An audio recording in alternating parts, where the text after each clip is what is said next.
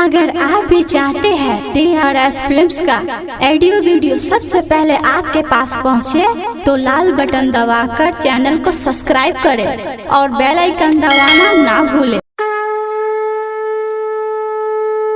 प्रेम से बोला छठी मैया की। धूमधाम से दिवाली मनाएंगे, दिवाली मनाएंगे।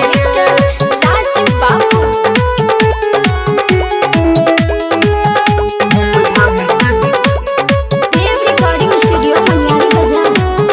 आज बहुत बड़ा उड़ाएंगे,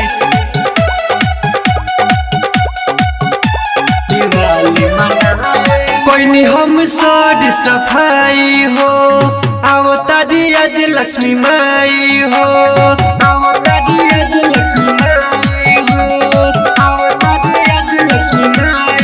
हाँ हाँ कोई नहीं हम सारी सफाई हो, अवतारी आज लक्ष्मी माई हो। आज खुशियों का दिन है, सुनो हम खुशी मनाएंगे।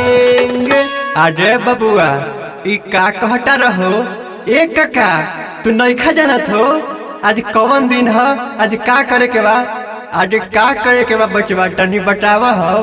हाँ तो सुन, आज बम पटाखा उड़ाएंगे, धूमधाम से दिवाली मनाएंगे। आज बम पटाखा उड़ाएंगे, धूमधाम से दिवाली मनाएंगे, धूमधाम से दिवाली मनाएंगे, दिवाली मनाएंगे।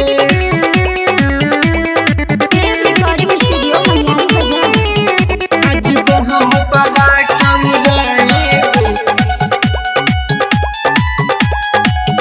धूमधाम से दिवाली मनाएंगे। डगमग करे हर घर में, देखो भाई गौआ नगर में, देखो भाई गौआ नगर में, देखो भाई गौआ नगर। हाँ हाँ डगमग करता हर घर में, देखो भाई गौआ नगर में। सगरो बहाला सुनो ये भाई, उड़त पटाखा शहर में। केहू से न केहू बाटे कम हो, उड़ावत रॉकेट बम हो। आज सुनो हम भी जाके सबके दिखाएंगे। ए बबुआ तू बात माना, केहू के लुत्ती पर जाए तो दिक्कत होई। ए काका कुछो ना होई, तू चुपचाप देख।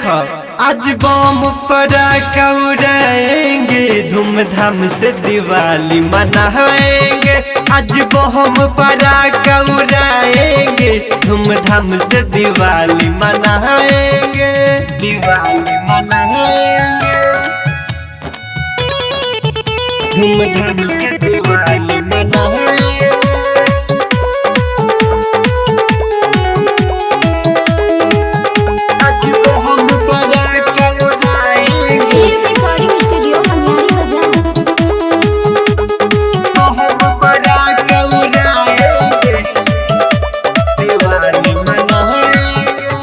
लागता आज बड़ा नीक हो, लिखेले रंजन रंजीत हो, लिखेले रंजन रंजीत हो, लिखेले रंजन रंजीत।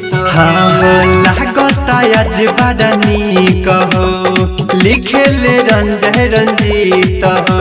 रंजी दीवाना सुन पवन हो, कहिले बतिया ठीक हो।